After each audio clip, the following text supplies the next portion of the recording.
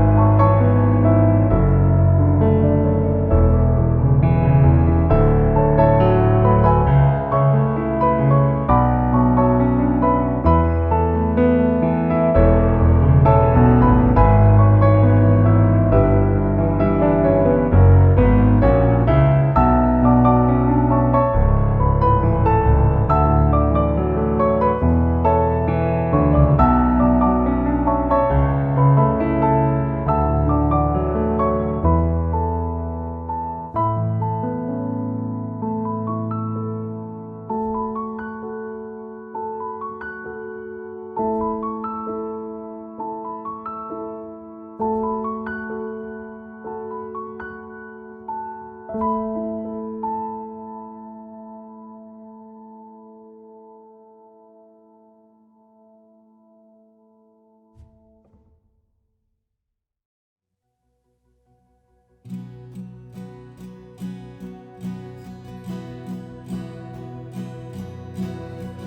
domínio está em tuas mãos, assentado sobre os louvores tu estás, para sempre reinar.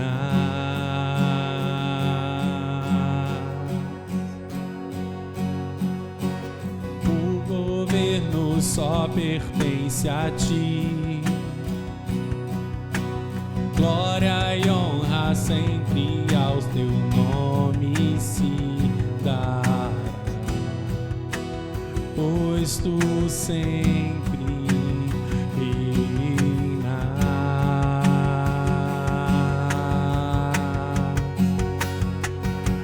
Exaltado Rei, soberano sobre tudo és Deus, para sempre eu exaltarei, Senhor, teu nome.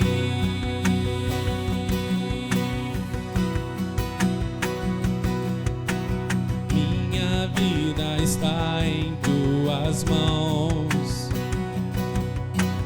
no controle de tudo eu sei que tu estás. Teu amor não falhará.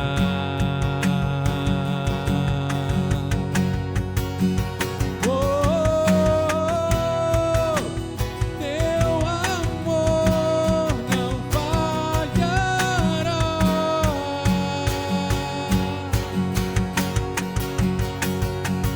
Exaltado Rei, soberano sobre tudo és Deus, para sempre eu exaltarei, Senhor, teu nome. Exaltado Rei, soberano sobre tudo és Deus, para sempre eu exaltarei, Senhor, teu nome.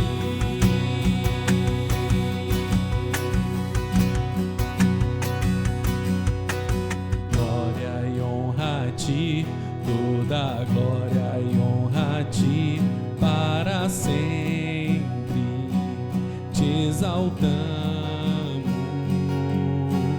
Todo louvor seja dado a ti, Senhor, para sempre te exaltamos.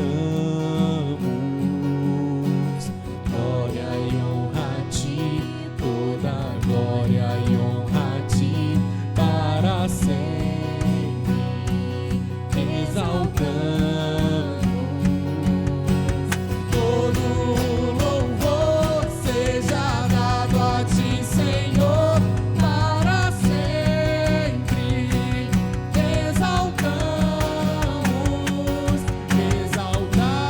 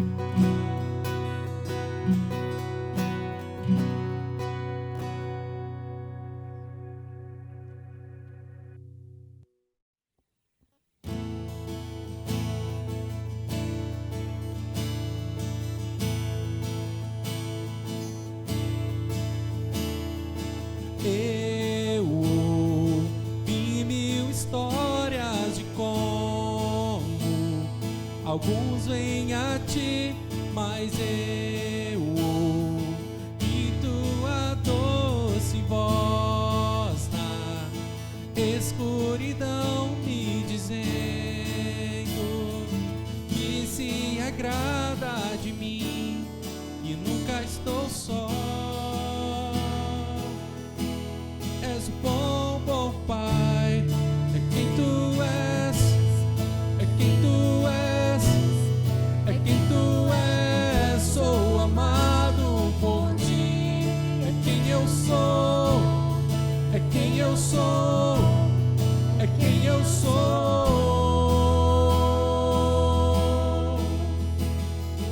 Eu sei que muitos procuram respostas em tanto lugar, mas eu sei que nós procuramos respostas. Só tu podes dar, pois tu sabes de tudo que eu preciso antes de eu falar. És o bom, bom Pai, é quem tu és, é quem tu és, é quem tu és. O amado por ti, é quem eu sou, é quem eu sou, é quem eu sou. É perfeito em tudo que faz, é perfeito em tudo que faz, é perfeito em tudo que faz pra nós. É perfeito em tudo que faz, é perfeito em tudo que faz, é perfeito em tudo que faz pra nós. Amor que é tão real que eu não posso expressar, paz tão inexplicável que eu não posso falar e me chama, pra ir tudo me chama, pra ir além me chama, pra ir mais fundo em amor. Amor, és o bom, bom Pai, é quem tu és, é quem tu és, é quem tu és. O amado por ti, é quem eu sou, é quem eu sou, é quem eu sou. És o bom, bom Pai, é quem tu és, é quem tu és, é quem tu és. O amado por ti, é quem eu sou, é quem eu sou, é quem eu sou. És o bom, bom Pai, é quem tu és, é quem tu és, é quem tu és. Sou amado por ti, é quem eu sou, é quem eu sou, é quem eu sou. És o bom, bom Pai, é quem tu és, é quem tu és, é quem tu és. O amado por ti, é quem eu sou, é quem eu sou, é quem eu sou.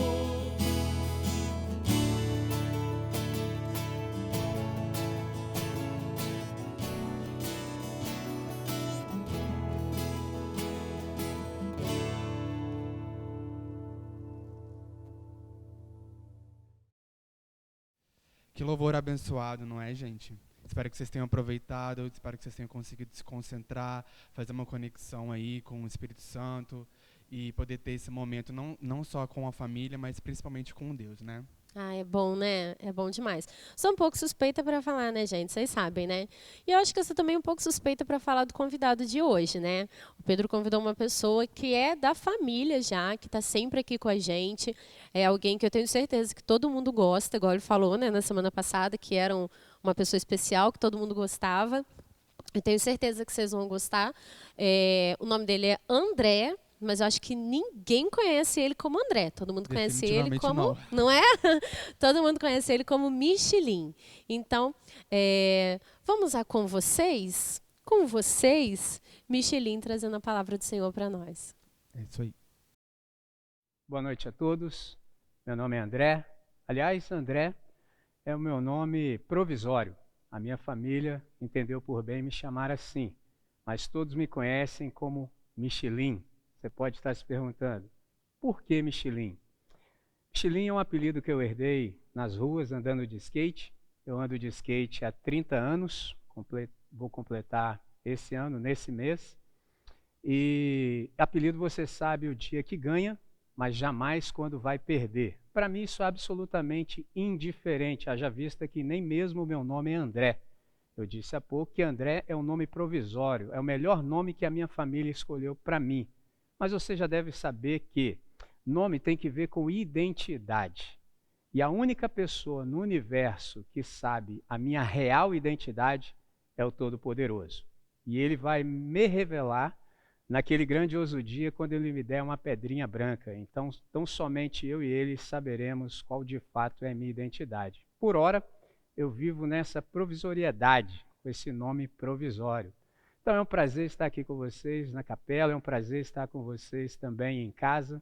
Nós estamos vivendo um momento de pandemia, e você sabe, isso nos fez tomarmos decisões que são radicais, e não tema quando ouço essa palavra radical, porque só aqui no nosso país que a palavra radical ela tem uma conotação pejorativa. Radical tem que ver com radix, tem que ver com raiz.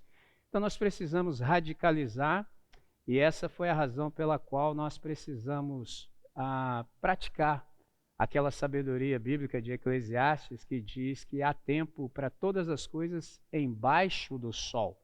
Então esse é um tempo em que nós, por prudência, precisamos nos afastar de abraçar. Mas o interessante é que distância social, ela nunca foi sinônimo de distância afetiva. Isso é extraordinário. Então essa é a razão pela qual eu estou com vocês aqui na capela. Eu os tenho em grande e alta conta, em grande estima. E, além do mais, como nós somos seguidores de Jesus de Nazaré, nós também nutrimos e praticamos a comunhão dos santos. É isso que faz com que, por exemplo, nós nos amemos, nós nos respeitemos, nós nos cuidemos, mesmo sem que estejamos juntos, próximos fisicamente, porque nós de fato cremos na comunhão dos santos. Então, eu ouvi atentamente os meus irmãos que me precederam aqui, a nossa irmã Regilaine, ouvi também com toda atenção meu irmão Pedro, e estou satisfeito com tudo que pude ouvir. Eles não sabem, saberão agora. Eles anteciparam as minhas mensagens. Quando o Pedro me convidou, rapidamente algo me sobreveio ao coração e era em Daniel. Aí minha irmã Rê me precedeu e falou onde? Em Daniel. Aí eu pensei, bom, então orei a Deus e na sequência veio Filipenses. Aí meu irmão Pedro, que me antecedeu, falou exatamente no texto que eu falaria. Então meu desafio ficou ainda maior e eu vou me situar, embora cronologicamente a minha mensagem venha após os dois, eu vou me situar entre ambos. Eu os ouvi com atenção, como disse, e a Rê falou acerca da possibilidade dentro da impossibilidade. Foi sensacional. Meu irmão Pedro, na sequência, veio e falou acerca do God Box. Incrível. E ele listou acerca da alegria, nós devemos nos alegrar no Senhor, e isso é incrível porque nem sempre nós nos damos conta de que, de fato, Deus é alegre. Neemias diz acerca disso. Ele fala que a alegria do Senhor é a nossa força. Então, nosso Deus é um Deus alegre. Pedro falou na sequência sobre o privilégio que nós temos da oração. Quando nós oramos e começamos a nossa oração com súplicas e ações de graças, incrível, os nossos problemas são vistos na perspectiva certa. Isso é sensacional. E aí culmina em que a paz de Deus, que excede todo o entendimento, guardará os nossos corações e mentes em Cristo Jesus. A paz de Deus. Interessante que a mesma paz que Jesus de Nazaré desfrutava enquanto caminhava pela terra está à nossa disposição. A ideia do texto é que uma guarda armada está posta à nossa mente de tal maneira que quando qualquer ansiedade venha tentar nos atacar, precisa primeiro lutar com essa guarda armada que de fato é a paz de Deus. E digo mais, interessante que a resposta de Deus a qualquer angústia e sofrimento nunca é uma explicação. A resposta de Deus ao todo sofrimento e angústia é a possibilidade de uma oração. E todas as vezes que nós oramos, a paz de Deus, que excede todo o entendimento, pode ser desfrutada por todos os membros da comunidade chamada igreja. Isso é incrível, é sensacional. A Rê, quando falou, ela nos situou e disse acerca do Daniel e seus amigos que estavam na deportação. Ela lançou mão dos 3 grupos. Falou também, por exemplo, do Ezequiel junto ao rio Quebar, com os cativos. Falou também, ela termina sua mensagem em Jerusalém, quando ela cita o Jeremias, que está ali naquele cenário improvável em meio ao caos.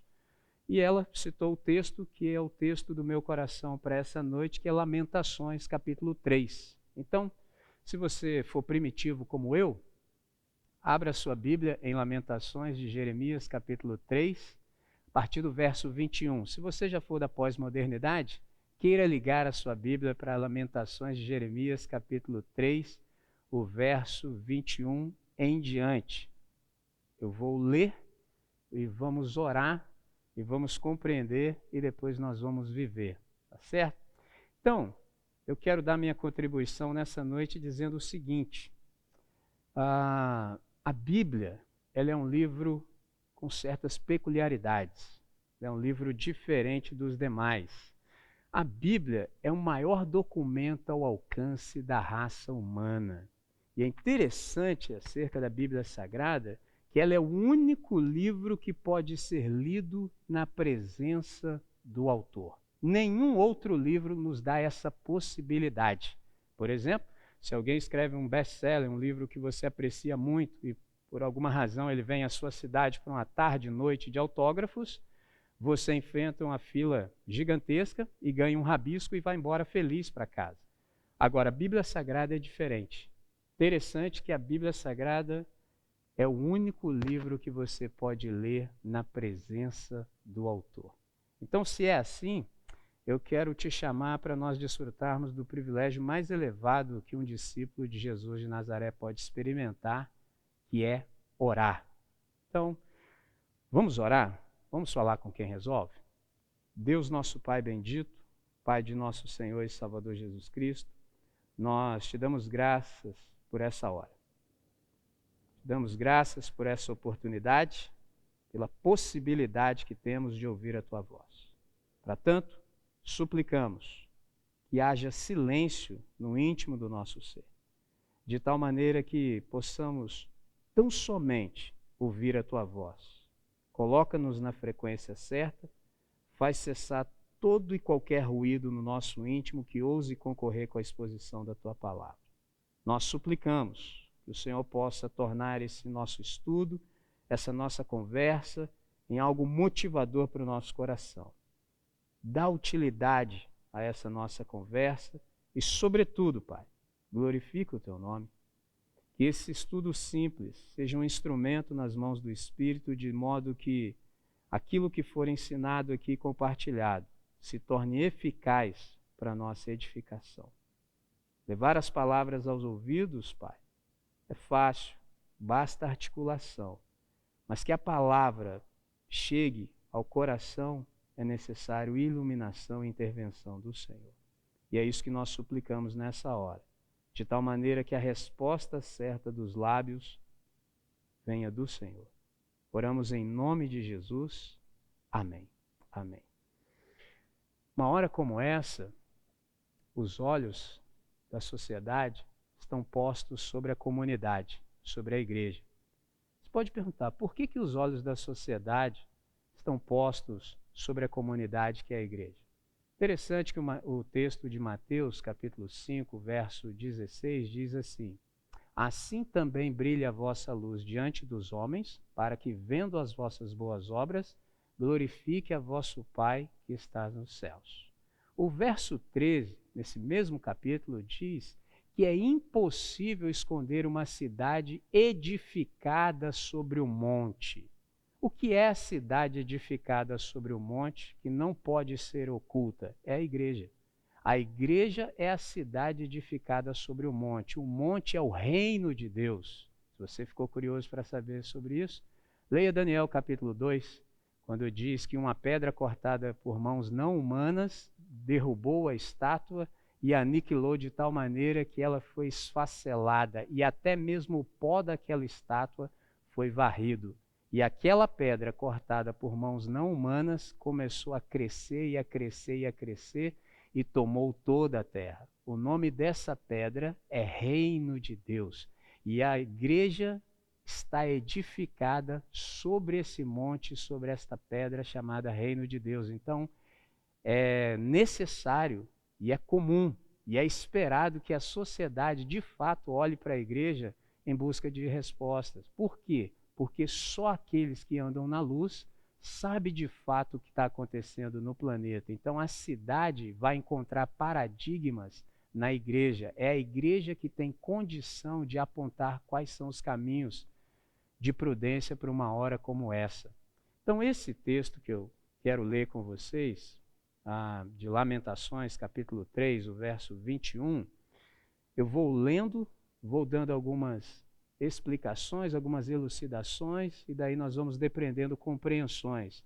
Só quero te chamar a atenção para uma outra coisa. Há um texto em Romanos, capítulo 15, o verso 4, que diz assim: porquanto tudo quanto outrora foi escrito, para o nosso ensino foi escrito, a fim de que, pela paciência e consolação das Escrituras, tenhamos esperança. Esperança é tudo que nós precisamos numa hora como essa.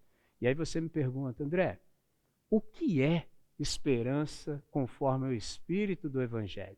Esperança conforme o ensinamento e o Espírito do Evangelho é graça do Espírito Santo.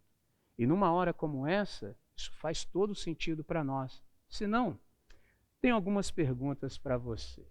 Por exemplo, como é que nós estamos vivendo hoje? Como é que você está vivendo hoje? O que tem ocupado os seus pensamentos? O que tem dominado a sua mente? O que de algum modo tem direcionado as suas ideias? Por exemplo, o que tem constituído os grandes temas dos seus raciocínios? Quais são os pensamentos que estão caracterizando a sua fixação de ideias? Ou mais, quais são as obsessões que invadiram a sua intimidade? As respostas a essas perguntas, elas são múltiplas e variadas. Por exemplo, há alguns de nós que numa hora como essa pensam tão somente no que perderam. Há aqueles que pensam na humilhação que estão experimentando, na frustração, no abandono, seja do esposo, seja da esposa, num momento difícil como esse, na indiferença ou mesmo na ingratidão. Alguns pensam no golpe que nos deu aquele ou aquela, quem tratamos com carinho na hora difícil. Enfim, as respostas são variadas e são múltiplas. Alguns de nós só têm conseguido lembrar do caos. E aí, vivemos aí, nessa câmara de ecos horríveis que vem do passado. O passado, ele serve para nós como referência, mas não como moradia. Então, um texto como esse de Jeremias, ele pode ser muito útil, por exemplo, para nos ajudar a dar um basta nesse tipo de atitude mental. Então, eu quero usar essa arquetipia do Jeremias exatamente para nós considerarmos que tipo de atitude mental precisamos ter numa hora como essa. E aí o verso 21 faz todo sentido. Note que ele diz assim: quero trazer à memória o que me pode dar esperança. Esse texto aqui é de uma grandeza extraordinária, porque eu aprendi com um dos meus mestres que um nevoeiro de confusão, ele só pode ser dissipado pela luz da compreensão. Então, quais são as realidades que nós precisamos trazer à memória, a fim de que elas nos deem esperança? Me lembro de um filósofo chamado Chesterton, quando ele disse o seguinte, que Deus, que é a única realidade do universo na qual todas as demais subsistem, ele disse assim: Deus criou o ser humano para a realidade e não é bom separar aquilo que Deus uniu. Então a pergunta permanece: quais são as realidades que precisamos trazer à memória a fim de que elas nos deem esperança? Interessante que o Jeremias, em sua experiência, ele encontrou pelo menos 7 realidades básicas e fundamentais mediante as quais ele podia deixar-se encher de esperança para a vida. A primeira delas é o fato de que Deus, ao qual servimos e nos relacionamos, é misericordioso. Guarde isso. Deus é misericordioso. Isso é fantástico. Observe o texto entre os versos 22 e 23, a parte A. As misericórdias do Senhor são a causa de não sermos consumidos. Olha a explicação. Porque as suas misericórdias não têm fim, renovam-se a cada manhã. Interessante que essa palavra misericórdia vem de 2 palavras, é uma palavra composta. Misericardia. Miséria. Cardia, coração. Misericórdia é colocar o seu coração na miséria. No caso, o que significa Deus ser misericordioso? Significa que Deus coloca o seu coração na nossa miséria. Isso é fantástico, isso é sensacional. E é interessante que a parte final desse verso, parte do verso 23, diz: renovam-se a cada manhã. Isso nos traz a ideia do problema que o Jeremias enfrentava. Qual era o problema do Jeremias? O problema do Jeremias era cada manhã. Esse era o problema dele. Cada novo dia para o Jeremias não era um novo dia, era um dia repetido, porque a atitude mental dele estava completamente antagônica ao espírito do Evangelho. Você pode pensar, como assim, André? O problema de Jeremias era como ele estava acordado.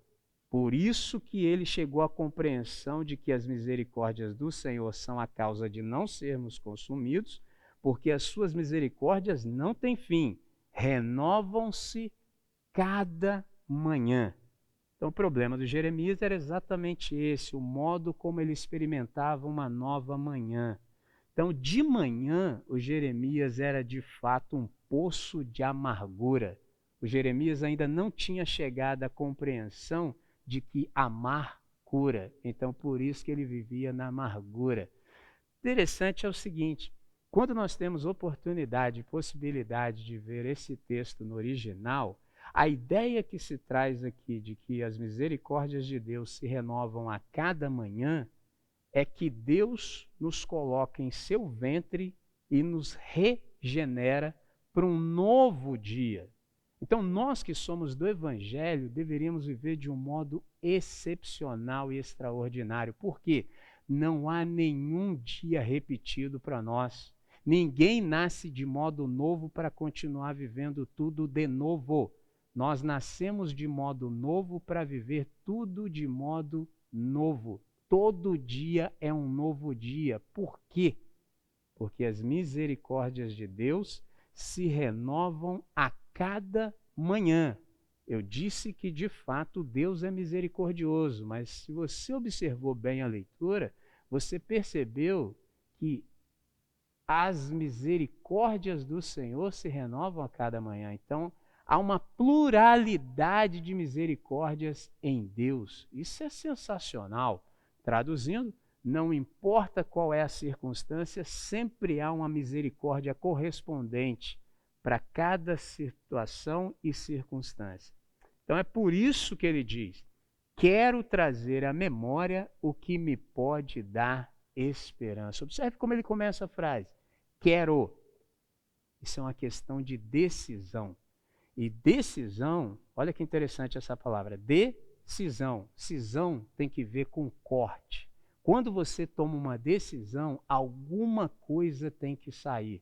Não dá para ambas ocuparem o mesmo lugar. Se você se decide por algo, outra coisa terá que dar espaço para que algo entre. Então, quando Jeremias diz: quero trazer à memória o que me pode dar esperança, ele vai precisar fazer uma ruptura consciente, deliberada, com tudo aquilo que não corrobora esse objetivo. Alguma coisa vai ter que sair. Qualquer tipo de pensamento que não condiga com o espírito do Evangelho, com aquilo que nos traz esperança, precisa sair. É simples assim. Pô, interessante, André. Então a pergunta é: e o que pode trazer esperança? Interessante. Deixe antes eu fazer uma elucidação. Como nós estamos falando sobre misericórdia, às vezes as pessoas se equivocam e confundem misericórdia e graça. Então vamos fazer uma elucidação necessária antes de eu prosseguir. Qual é a diferença, qual é a distinção entre misericórdia e graça? Graça é uma disposição favorável no coração da Trindade para fazer o bem para toda a humanidade a partir do sacrifício aceito de Jesus de Nazaré antes da fundação do mundo.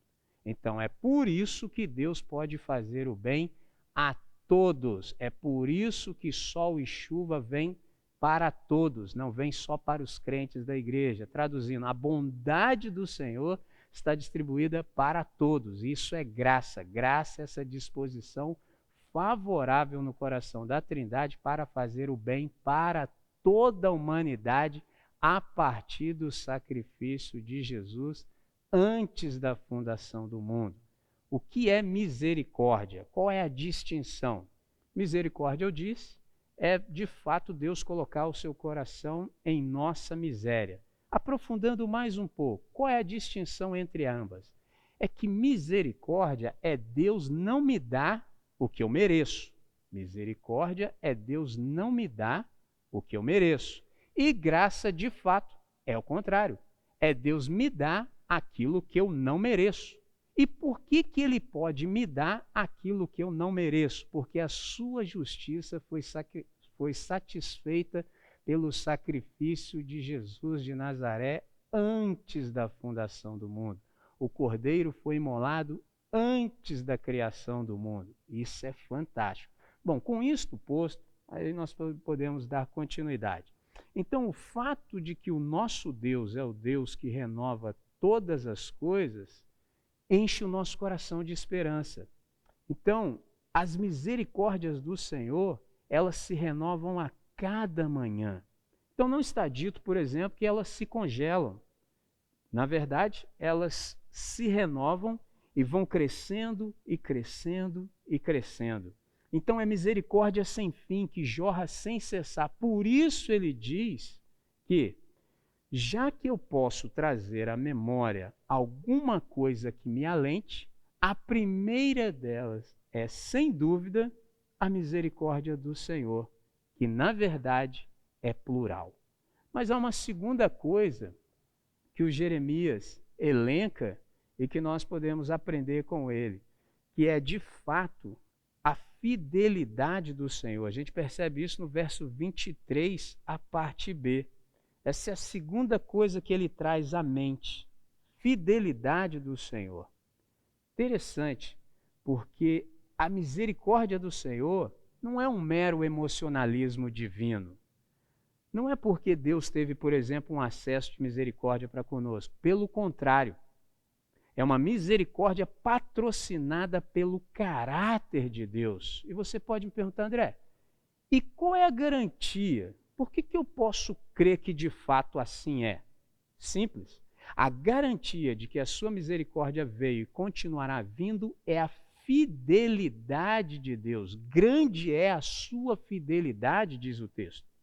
2 Timóteo, capítulo 2, entre os versos 11 e 13, olha o que o apóstolo Paulo diz. Fiel é esta palavra. Se já morremos com ele, também viveremos com ele. Se perseverarmos, também com ele reinaremos. Se o negarmos, ele, por sua vez, nos negará. Se somos infiéis, ele permanece fiel, pois de maneira nenhuma pode negar-se a si mesmo. Você percebeu o que está sendo dito aqui? Se nós já morremos com ele, também viveremos com ele. Se nós perseverarmos, com ele reinaremos. Se o negarmos, ele por sua vez nos negará. Se somos infiéis, ele permanece fiel. Por que Deus permanece fiel a despeito da minha infidelidade? Pois de maneira nenhuma pode negar-se a si mesmo. Isso é interessantíssimo, isso tem que ver com a imutabilidade do caráter da Trindade. Essa é uma realidade que nos traz à tona o fato de que o nosso Deus não muda. Não há nele sombra de variação, ele não volta atrás. Isso aqui para nós é uma esperança imbatível para povoar a nossa mente. Então, por mais que eu tenha me deprimido, por mais que eu esteja incerto, por mais que eu esteja duvidoso, vacilante, por mais que eu esteja até mesmo no limiar da apostasia, por mais que eu tenha feito uma curva terrível na minha vida, há um compromisso de Deus em me segurar. Note o que eu disse. Há um compromisso de Deus em me segurar.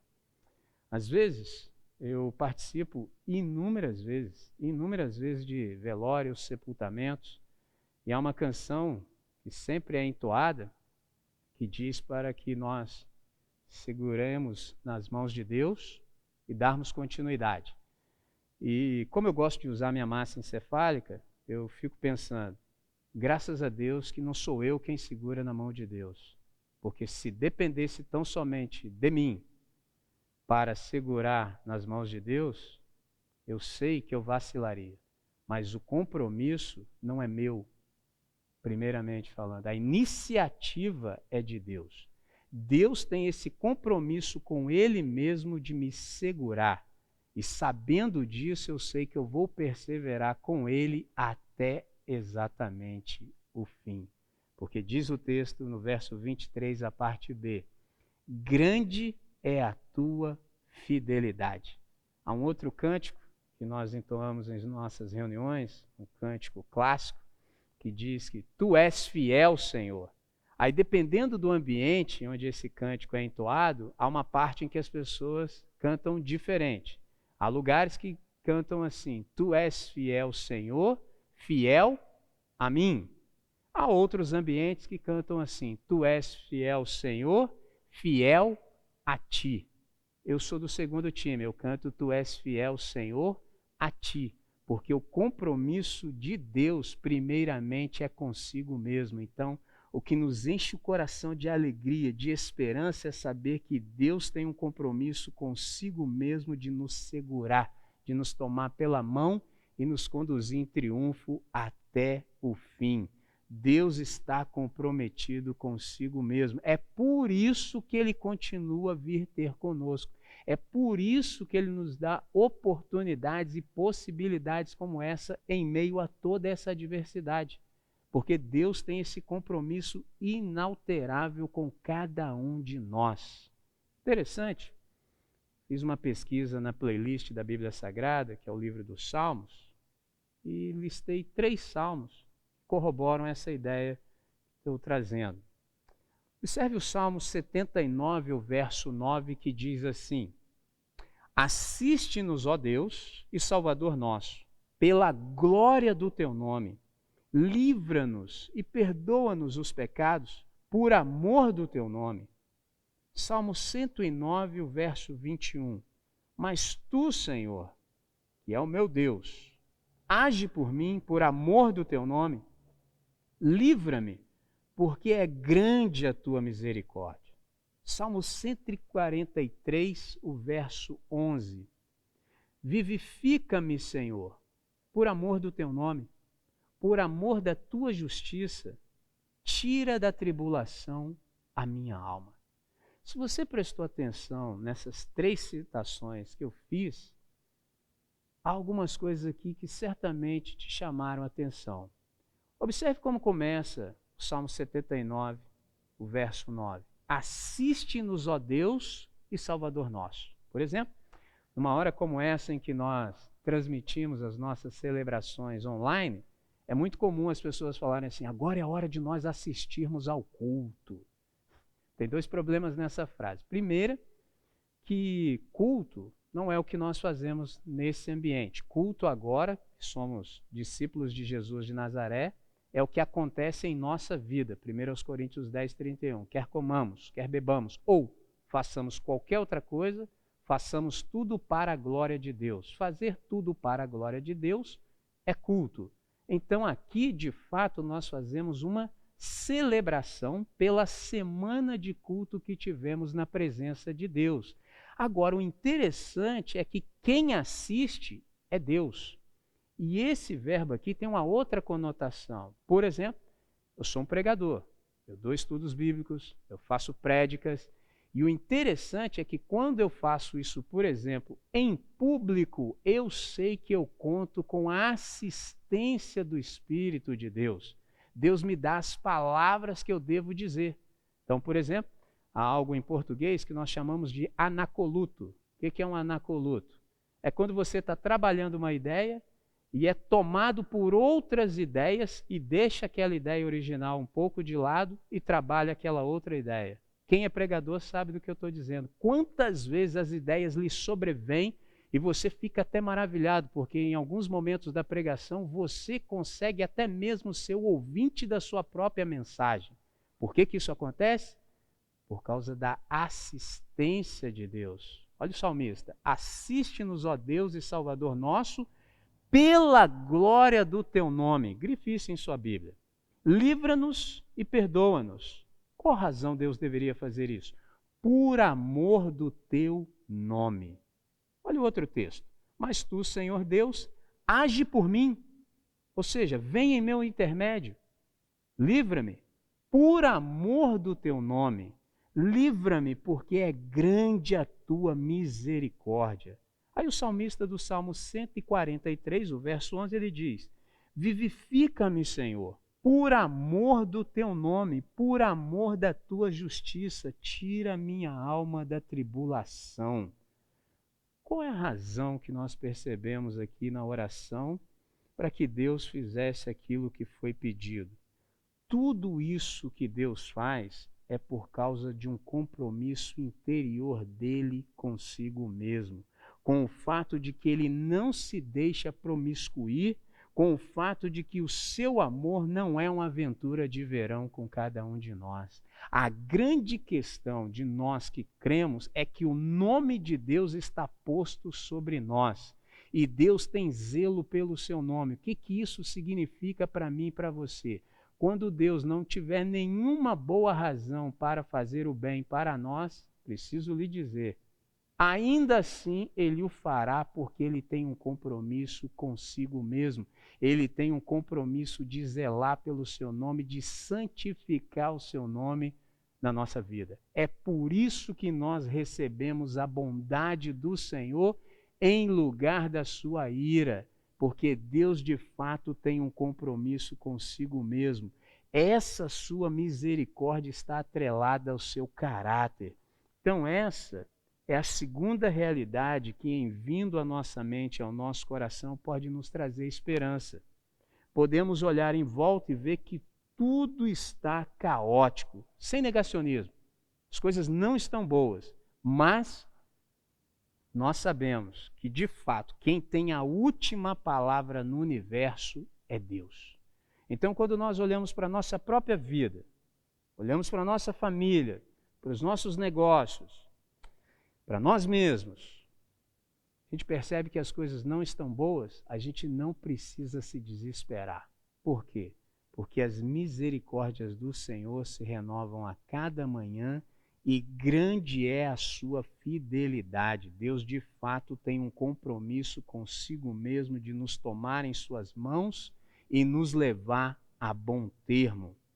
Então é por isso que nós podemos ter, de fato, e nutrir esperança. Porque aquele com quem nós nos relacionamos, ele não negocia a nossa vida com ninguém. Aquele com quem nós nos relacionamos é fiel e fez uma aliança. Jesus de Nazaré disse isso. Observe Mateus capítulo 26, o verso 18, quando ele diz assim: porque isto é o meu sangue, o sangue da nova aliança, derramado em favor de muitos para a remissão de pecados. E aí você me pergunta, André, o que isso significa? Significa que isso aqui é um pacto de morte, é fidelidade levada até as últimas consequências. É a aliança de Deus com todos aqueles que creem em Cristo, com aqueles que estão ligados para sempre a Ele. Grande é a tua fidelidade. É assim que Deus trata com cada um de nós que cremos. Mas há uma terceira coisa. Olha que coisa sensacional. Esse Deus que é misericordioso, cuja fidelidade é grande, ele é o Deus que intervém. Essa é a terceira realidade que Jeremias traz à mente, a fim de alentar-se com o fato de que a intervenção de Deus, ela chega. Interessante. Aos nossos olhos pode parecer que há uma postergação definitiva em Deus, que há um protelamento, que Deus está atrasado. Isso é só aparente, porque a situação nos acomete. No entanto, observe a percepção de Jeremias no verso 24. Por mais que os anos estivessem passando e ele não estivesse vendo livramento algum, valia a pena esperar no Senhor. Note o verso 24. Por que valia a pena esperar no Senhor? Porque quem espera no Senhor não vai encontrar nenhuma outra coisa senão bondade. Esse é o prêmio daquele que espera em Deus. Deus é sempre bom para aquele que nele espera, para aquele que o busca. Observe o texto, verso 26. Bom é aguardar a salvação, e isto em silêncio. O que isso significa? Que é sem lamúria. Em silêncio mesmo. É sem lamúria, é sem resmungar, é sem, por exemplo, murmurar. Você pode perguntar, André, o que é murmuração? Murmuração, de fato, é você dizer que se estivesse em lugar de Deus, faria melhor. Porque quem não espera em Deus pode se lamuriar. Só, o que é isso? Esse texto que nós estamos lendo está em Lamentações. Lamentar é permitido. Se lamuriar, não. Lamuriar já é crônico, já é uma doença. E quem se lamuria é aquele mesmo que murmura. Murmuração é você não ter a percepção de que Deus intervém. Porque quando você sabe que Deus intervém, você sabe também que eu e você que estamos limitados pelo Cronos, certo? Deus não. Deus está em outra dimensão, Deus está no Kairos. O que é o milagre? O milagre é a invasão do Kairos no Cronos. Isso é sensacional. Agora, todo aquele que não exercita a fé em Jesus de Nazaré, ele não consegue esperar em Deus. Por isso ele murmura, porque no íntimo do coração ele está dizendo assim: eu em lugar de Deus já teria agido, eu em lugar de Deus já teria feito isso e isso e isso. Ele está dizendo, na verdade, que ele sabe infinitamente mais do que Deus, o que é uma grande loucura. Por isso é bom aguardar a salvação do Senhor, e isso em silêncio. Falar isso nesse nosso tempo parece até uma heresia. As pessoas têm muita dificuldade em permanecer em silêncio. Às vezes eu digo para o meu filho, o mais velho dele, o Zion, mano, fica tranquilo. Pai, mas não tem nada para fazer. Eu falo, quando a gente não tem nada para fazer, a gente nada faz. É simples assim, fica calmo. Mas a gente tem esse excesso de querer fazer coisas, está sempre em atividade. Bom é aguardar a salvação de Deus e isso em silêncio. Então, quem murmura, na verdade, está lançando na face do Criador o fato dele ter feito a raça humana, de ter permitido, por exemplo, que a sua vida cruzasse com a vida de pessoas que hoje te machucam. Interessante para quem pensa assim e age assim, preciso te falar uma coisa. Se você é desse time, saiba uma coisa. Deus não nos livra da vida. Deus nos livra na vida. E Deus jamais, sob hipótese alguma, chega atrasado. Ele não se adianta e ele não se atrasa. Deus sempre intervém na hora certa. É por isso, insisto, que é bom aguardar a intervenção do Senhor e em silêncio. Salvação nesse texto significa exatamente isso, uma intervenção, um livramento. Qual é a boa notícia? Ela vem. E quando vem, ela chega com bondade extrema. Isso aqui é magnífico. Mas aí a incredulidade toma o seu coração e você fala assim, André, enquanto não vem? Impressionante. Bom, enquanto não vem, nós aguardamos em silêncio, aquietando a nossa alma. Você fala, André, por que eu devo aguardar em silêncio e por que eu devo também aquietar minha alma? Para nós não deixarmos que as vozes da amargura falem mais alto dentro de nós. Por isso é bom ficar em silêncio, para que a voz de Deus de fato possa ecoar.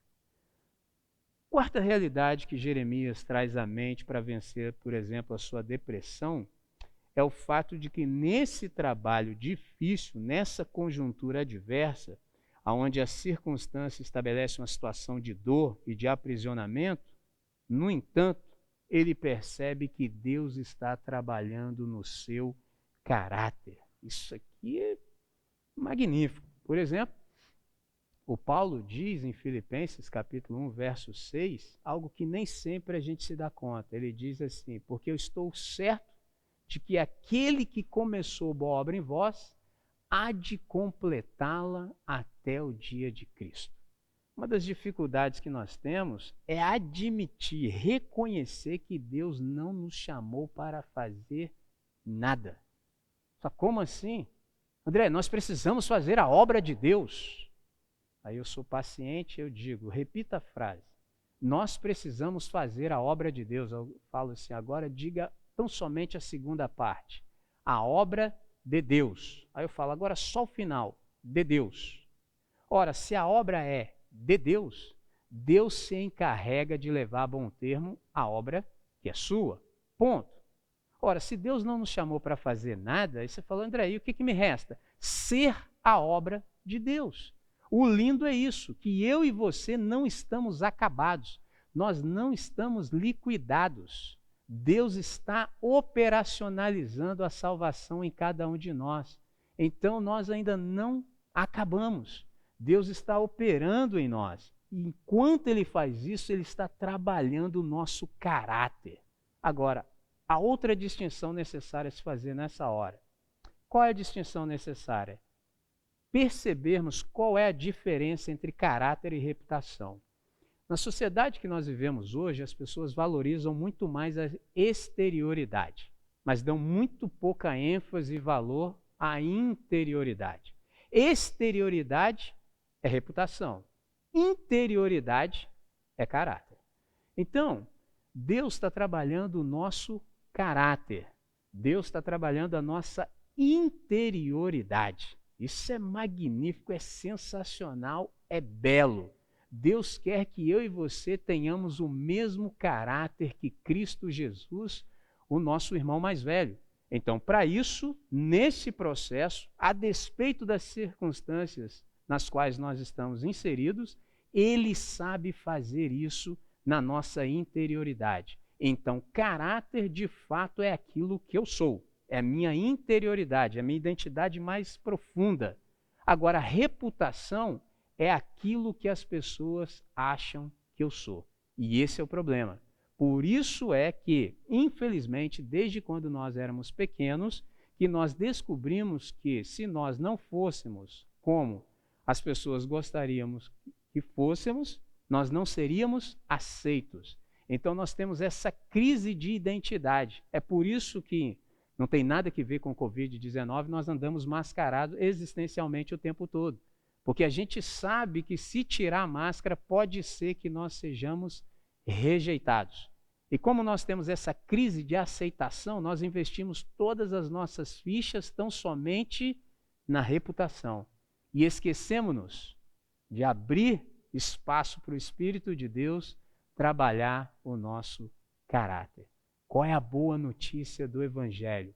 Deus sabe trabalhar o nosso caráter a despeito de toda a circunstância. Traduzindo mais ainda, Deus não precisa que as circunstâncias sejam favoráveis para ele fazer o que deve. E isso é sensacional. Por quê? É nessa hora que o texto de Romanos 8:28 faz todo o sentido e ganha significado para nós. Porque diz o texto o seguinte: sabemos que todas as coisas cooperam juntamente para o bem daqueles que amam a Deus e que são chamados segundo o seu propósito. De trás para frente. Qual é o propósito de Deus no meu e no seu chamamento? Propósito de Deus no meu e no seu chamamento é que nos tornemos dia após dia, de glória em glória, mais parecidos com Jesus de Nazaré, o nosso irmão mais velho.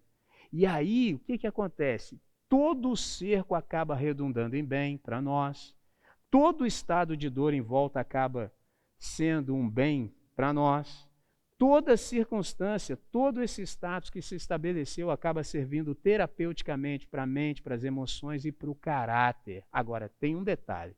Observe que o texto começa assim: sabemos que. Bom, se você leu, você sabe o que está escrito. Agora, não significa necessariamente que você vive a partir e conforme o que está escrito. Isso me faz lembrar de uma canção de um poeta chamado Beto Guedes, quando ele diz assim: a lição já sabemos de cor, só nos resta aprender. Nesse caso, isso se aplica a nós também. Há uma distância significativa entre aquilo que nós já compreendemos e aquilo que nós vivemos. No carro eu vinha conversando com o Bernardo, mas não adiantei a matéria para ele. Esse é o nosso problema. O nosso problema é que a gente tem muita dificuldade em perceber de fato quem Deus é. Nós temos essa dificuldade. E o pouco de percepção que nós já temos acerca de quem Deus é, do que Ele quer, a gente também não consegue viver a contento. Então há sempre essa defasagem, há sempre essa incoerência entre aquilo que nós já sabemos, ou seja, às vezes a sentimos de modo intelectual, a gente só concorda intelectualmente, mas a nossa prática de vida não consegue demonstrar que de fato nós sabemos o que sabemos. Então a lição nós já sabemos de cor, só nos resta aprender. Olha o que ele diz no verso 27 e 29. Bom é para o homem suportar o jugo na sua mocidade. Assente-se solitário e fique em silêncio, porquanto esse jugo Deus pôs sobre ele. Põe a boca no pó, talvez haja esperança. Interessante. Assente-se solitário. Como é que fala um negócio desse no século XXI? Quando a gente não consegue experimentar solitude. E há uma diferença significativa entre solidão e solitude. Solitude é bom, eu pratico o quanto posso. Solidão é você se sentir só em meio à multidão. Agora, na solitude, você pode discernir mistérios em Deus que no meio do caos você não consegue.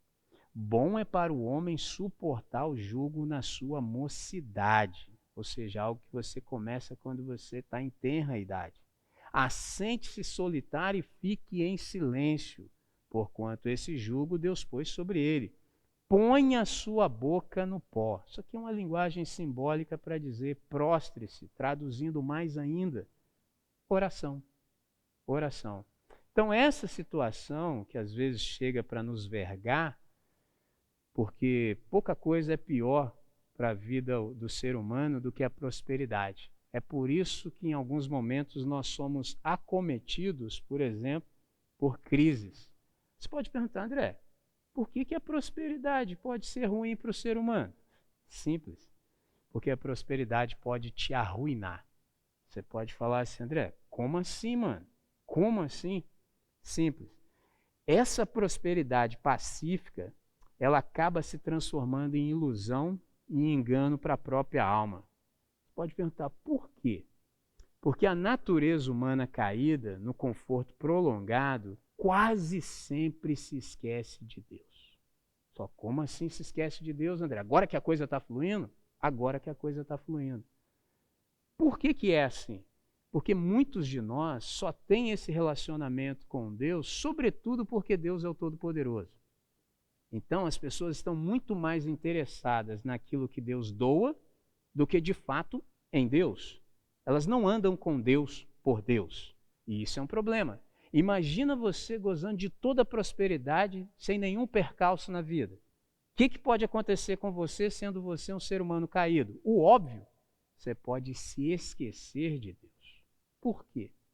Porque a natureza humana, na situação sem nenhuma espécie de conflito, quase sempre assume um ensimesmamento e uma autossuficiência idólatra que afasta a vida de Deus. Então, de um modo ou de outro, é preciso aprender que as circunstâncias de opressão, elas acabam se tornando um agente terapêutico mais eficiente e eficaz que qualquer caráter possa de fato receber. Traduzindo, a hora que o pau estiver cantando, a chapa esquentando, o bicho pegando, é o seu melhor momento de vida. Você fala, que isso, André, masoquista? Não, mano. Porque nessa hora, de fato, você pode conhecer Deus.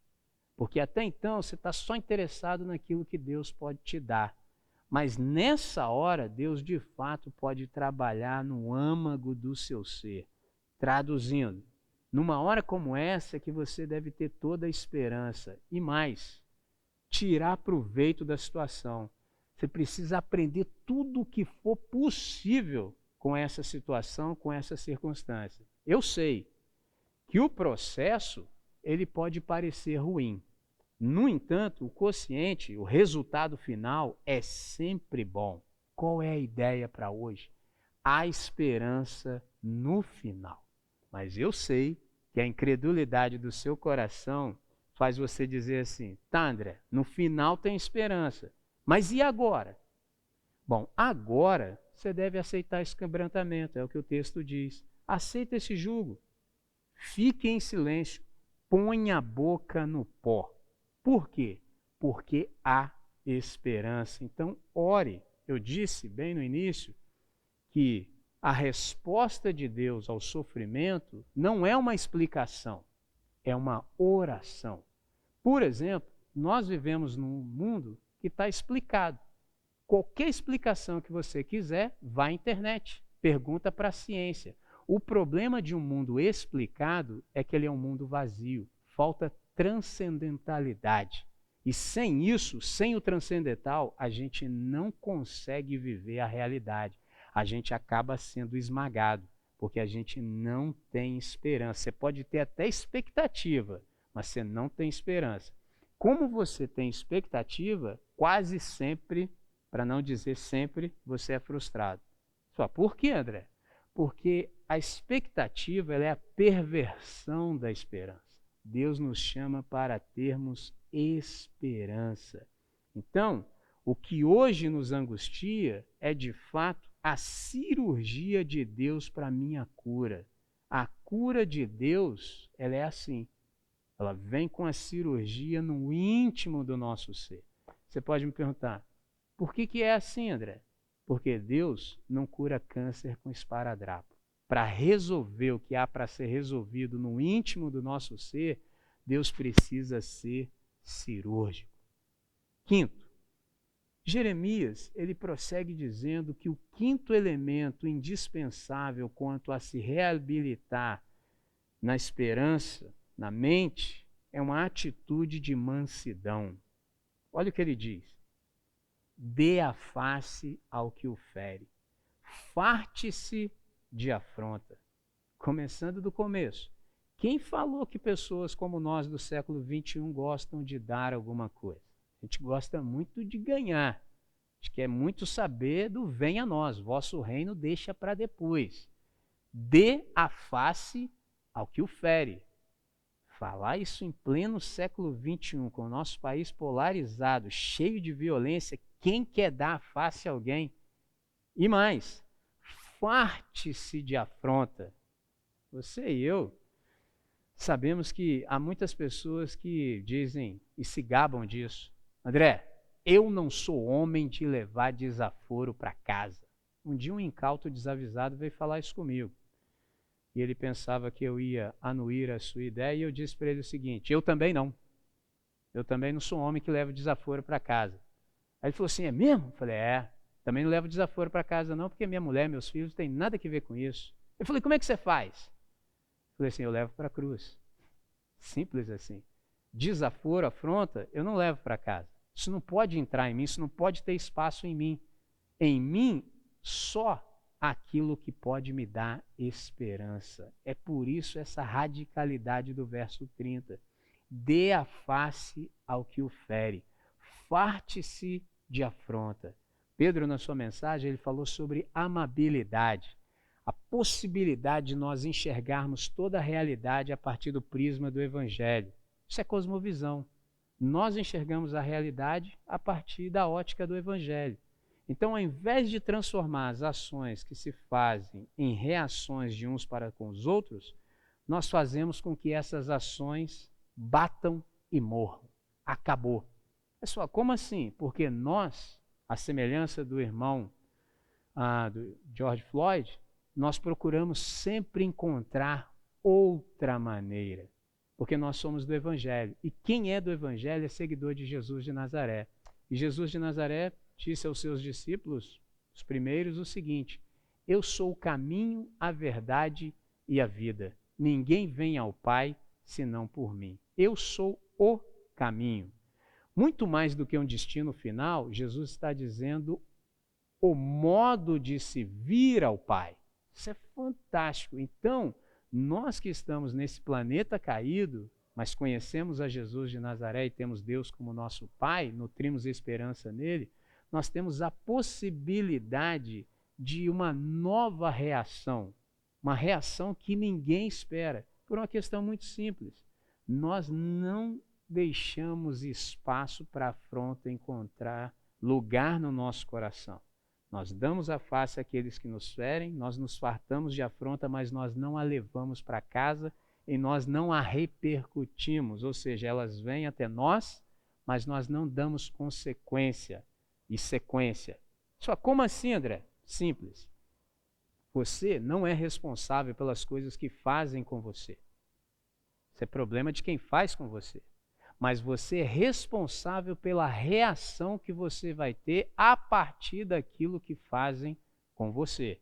Então, a ação não é problema seu, mas a maneira como você reage à ação é problema seu. André, mas eu não sou homem de levar desaforo para casa. Ótimo, leve para a cruz. Melhor lugar para afronta e desaforo é na cruz. Isso é magnífico, por uma questão simples. Tem que ver com a nossa identidade. Nós não somos agentes da maldade, porque se nós não tomarmos essa atitude, essa postura, começa o ciclo da desgraça, e nós somos agentes da graça. Se o ciclo da desgraça se instaurar, vem violência, vem morte, e isso não tem nada a ver conosco. Sexto, Jeremias diz que nós restauramos a nossa esperança, no verso 32, quando nós compreendemos e cremos no fato da compaixão divina.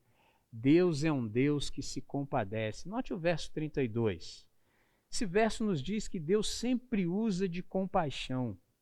E o que isso significa? Que Ele não deixa ninguém triste para sempre. O interesse divino não é nos ver cabisbaixos, verso 33, nos ver arrasados, encurvados, flexionados diante da realidade. Pelo contrário, Deus ele vai se compadecendo de ver a nossa situação hoje, essa situação que nos humilha, que obscurece os nossos horizontes, e ele se deixa mover de íntima compaixão, porque Deus se importa, ele se solidariza, ele vem ao nosso encontro e diz: eu estou aqui com você. Isso é magnífico. E nesse estar conosco, ele estende a mão. Por que ele estende a mão? Porque ele é o Deus da misericórdia, ele é o Deus da proximidade e ele é o Deus do livramento. O que isso quer dizer?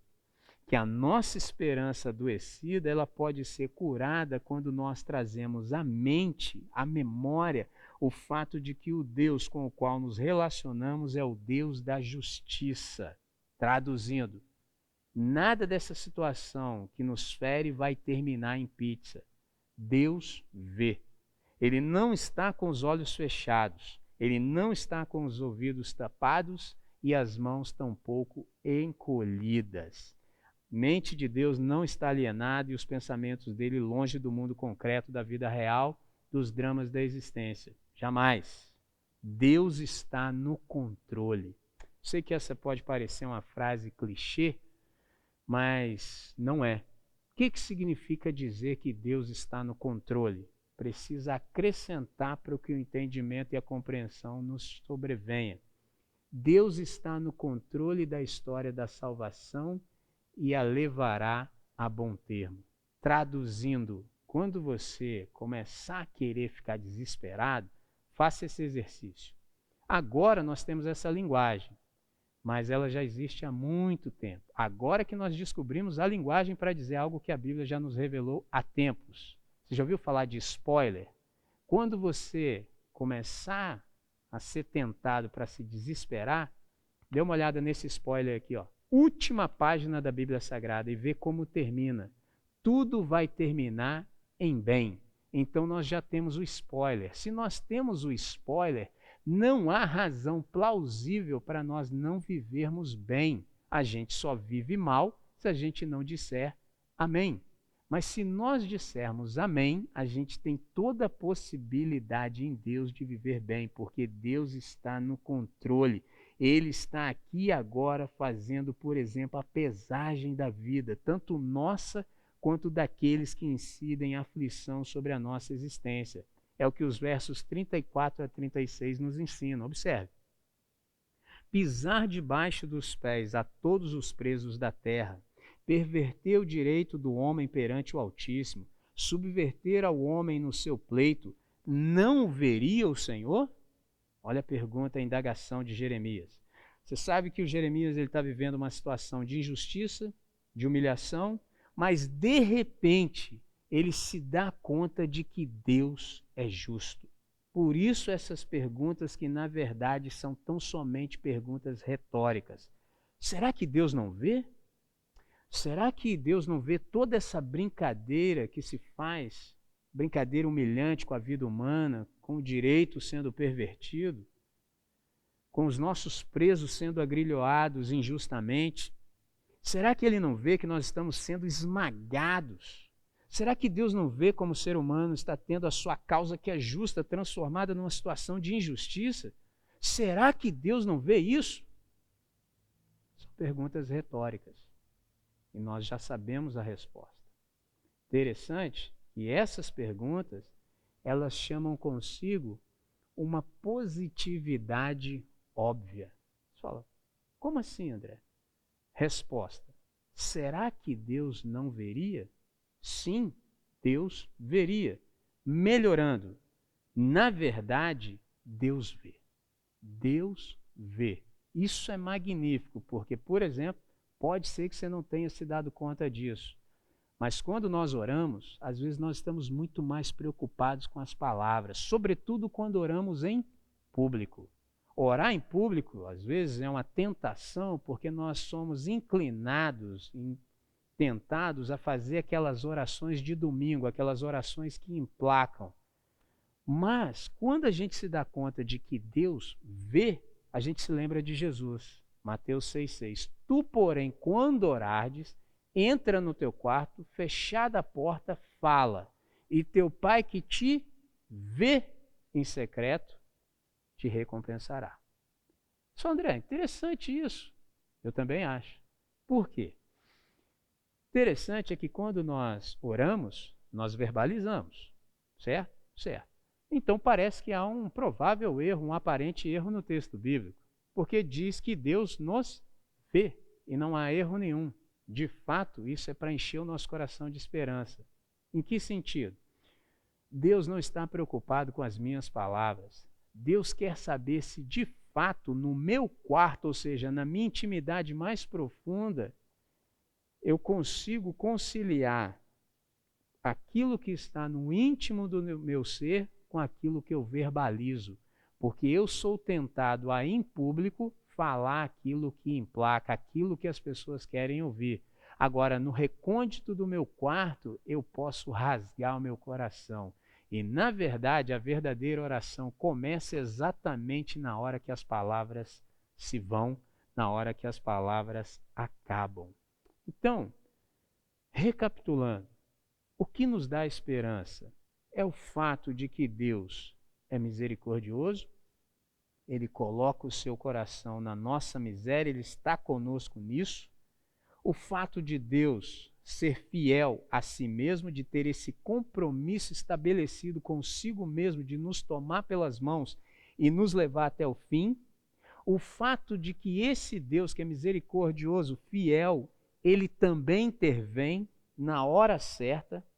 O fato de que, a despeito de todas as circunstâncias, sendo favoráveis ou não, Ele está trabalhando no meu caráter de modo a me assemelhar a cada novo dia à imagem do meu irmão mais velho.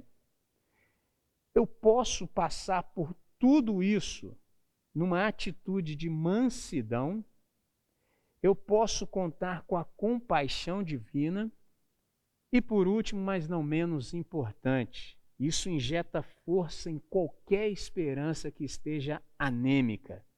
Eu posso passar por tudo isso crendo e afirmando a soberania de Deus. E aí você me pergunta, André, o que significa crer e afirmar a soberania de Deus? O que significa dizer do íntimo do ser que Deus é soberano? Como eu sou da simplicidade, vou te falar em uma frase com 3 palavras. Crer e afirmar que Deus é soberano é simplesmente dizer que Deus é Deus. Simples assim. Deus de fato está sobre tudo. No entanto, Ele também intervém e participa. Deus não está distante. Então, preciso te dizer uma coisa. Se Deus ele é soberano, uma outra elucidação se faz necessária. Deus interfere, Deus participa,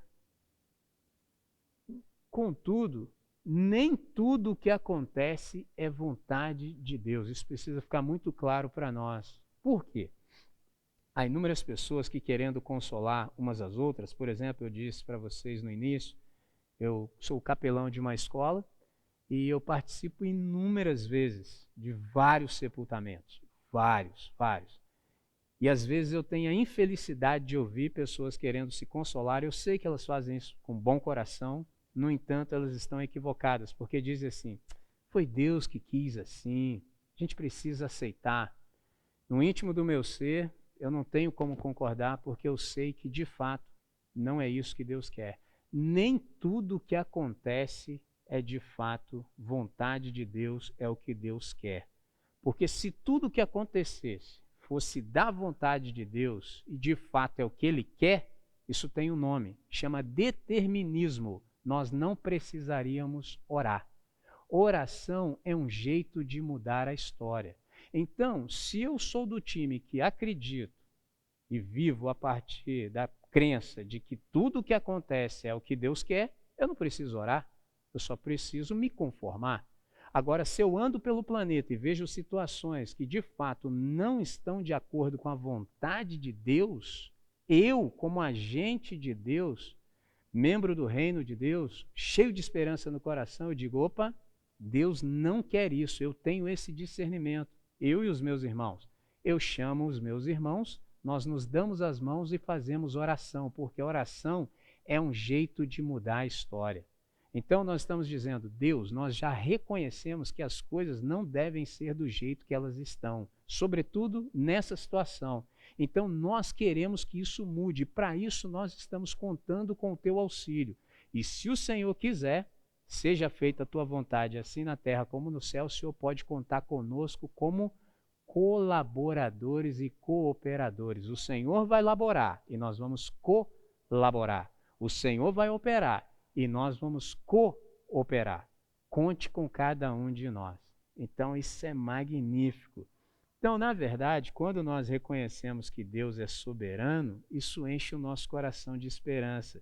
Então, mesmo os intentos mais malévolos e maquiavélicos, eles acabarão se tornando em adubo da bondade de Deus. A gente já não está mais preocupado se as circunstâncias estão boas ou não, se estão favoráveis ou não.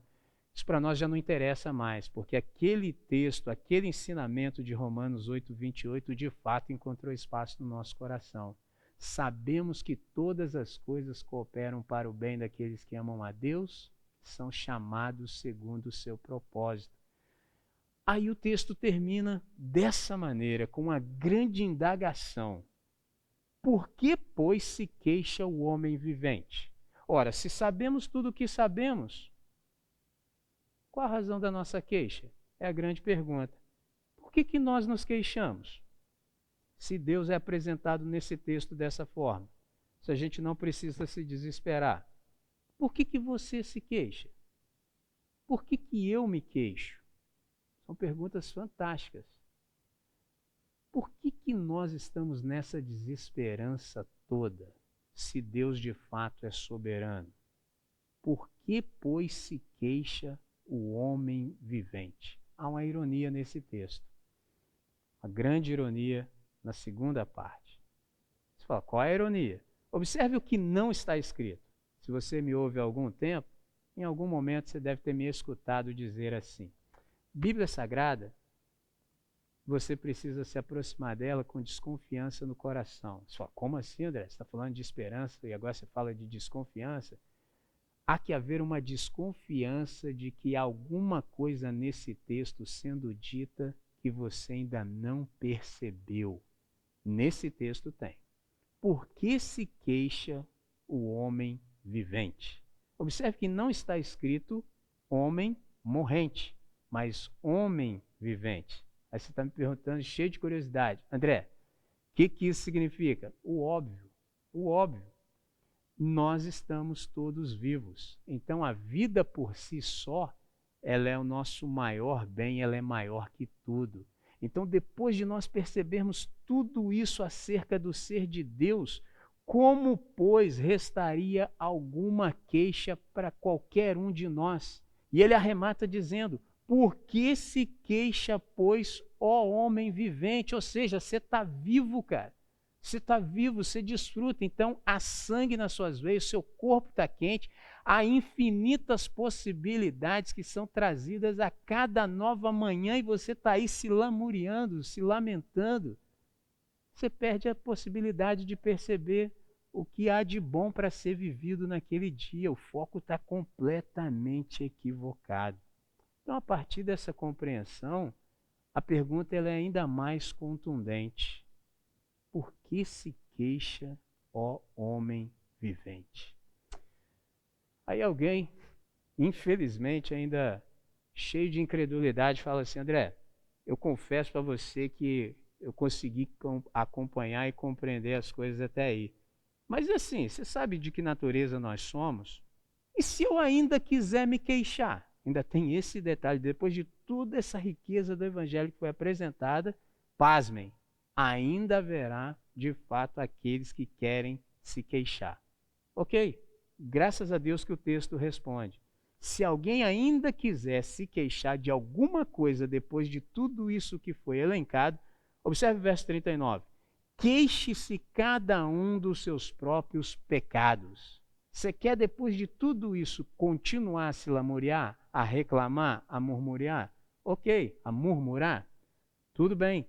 Queixe-se cada um, aí ele diz, do quê? Dos seus próprios pecados. Se você quiser se queixar mesmo para valer, você precisa se queixar das suas incoerências, Você precisa se queixar das discrepâncias da sua vida. Você precisa se queixar, de fato, da distância que há entre aquilo que você, por consciência, já sabe ser o certo e aquilo que você pratica. Essa é a melhor queixa. Eu espero que você não faça isso, mas se você quiser fazer, queixe-se cada um dos seus próprios pecados. Queixe-se, por exemplo, de ser incoerente. Como é que tudo isso aqui se aplica à nossa vida? Quero trazer à memória o que me pode dar esperança. Esperança é a âncora da nossa alma. Há um desafio para nós exatamente nessa hora, a partir de tudo que nós podemos ler na Escritura Sagrada. Meu desafio para você, é o desafio no qual estou inserido também, traga à memória exatamente hoje tão somente aquilo que lhe pode dar esperança. Observe que o texto diz: quero trazer à memória o que me pode dar esperança.